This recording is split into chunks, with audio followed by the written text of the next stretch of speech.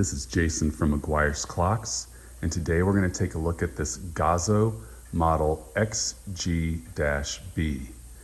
It is one of 20 to 25 produced.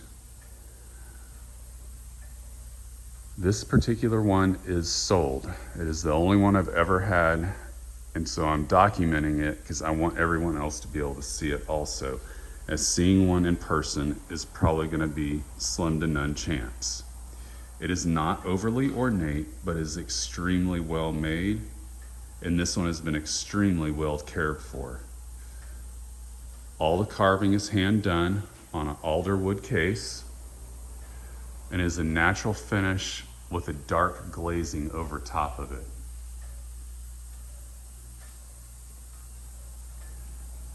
It's not overly large.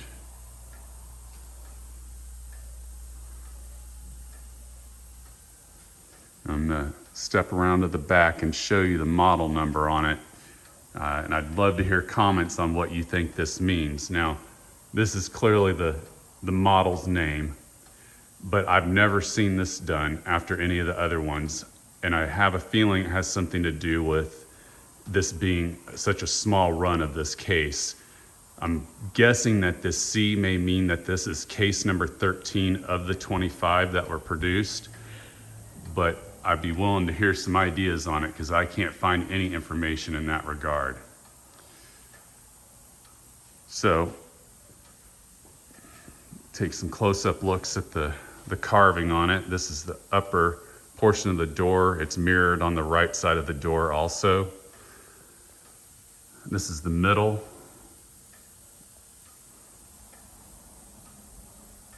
And the bottom of the door. Again, all that is mirrored on this side.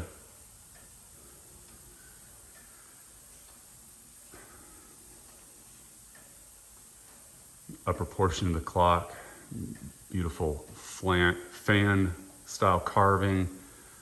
This piece is a separate piece that comes off for transport. This piece right here. Of course, the finial comes off for transport also. This one comes off, same as the other side. The rest of it is all one piece. Very nice carving here. This clock uses a Kieninger cable drive triple chime movement.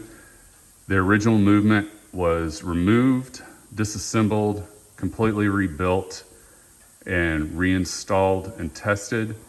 I do that on the Gazo clocks and anything that is a limited or serial numbered clock. Especially on the Gazos, as they would have the manufacturer of the mechanical unit put their name on the back of the movement. So it's pretty easy to tell if one's been replaced or not. Planar weights and pendulum. This is built in kind of a jeweler's regulator style with a little flare.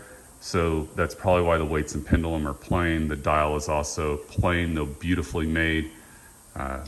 It is a enameled dial. You can see the shine on it. So it's a very beautiful dial, heavy.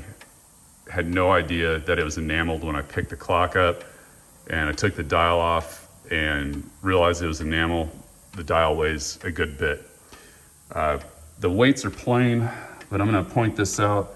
So most of the time these weights come with a very thin cap on them. This one is thicker than a quarter, which is pretty unusual. It's a pretty heavy duty cap, top and bottom on these. A regular weight shell. These are a little bit thicker brass than normal also, and they have lead inserts in them. So Gazo did this on most all of their clocks, but it has piano hinges, top to bottom on all the doors. There are 4 doors on this, and I'll show you that now. So both sides of the clock open. Again, piano hinges all the way down, flat glass on the sides. This one over here opens too. It's a little harder to do because you have to halfway shut the door to get it open. Because of these winged flares, they run into the door if you don't. So I'm not going to open this one now because I have the door open. The last door is this one down here, which a lot of their grandfather clocks have. It's just a storage area, has the original crank. And then this was a wax of some sort that you were supposed to use on the case and on the brass to keep the brass from tarnishing.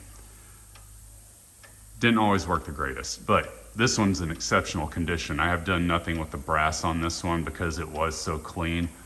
A lot of them I'll have to have the brass redone and then darkened to make it look the same as the rest of the clock, and then lacquered, but this one was in really good shape. I'll show you this down here too. This little indicator down here, also enamel. It's a little harder to tell than the dial, but it is very beautifully done also.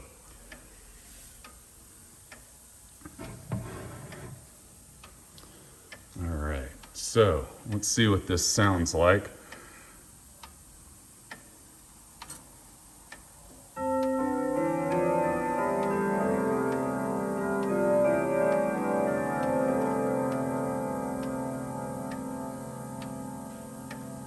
As with all triple chimes that do the Westminster, St. Michael's, and Whittington, this one does a progression of 8, 16, 24, then 32 notes for the St. Michael's and Whittington. And then for the Westminster, it's gonna give you 4, 8, 12, and 16. So I'm gonna go ahead and do this one, and then I'll show you the Westminster, because I know everyone asked for that.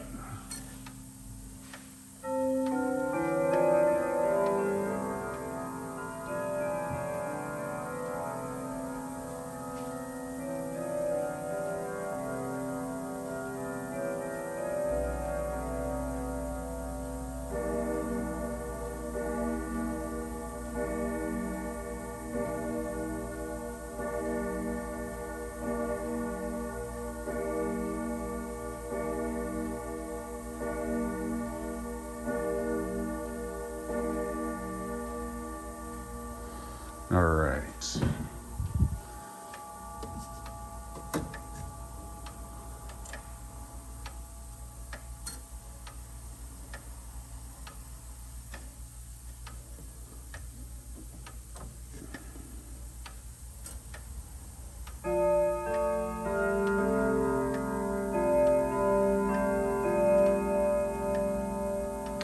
And I know you're wondering, it didn't do this chime here because I had accidentally flipped it all the way down into silent, but we should be in business now.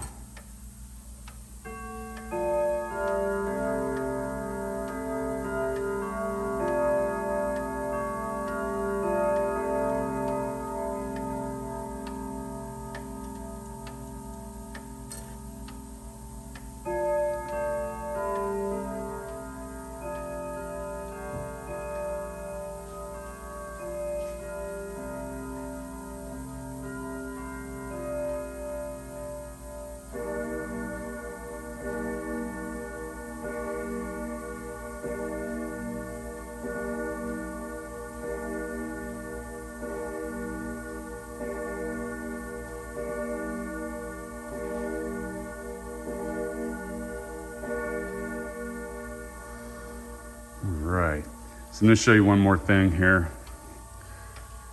This clock has a really great sound to it, and one of the reasons for that is Gazo always use these really long rods for their chime system.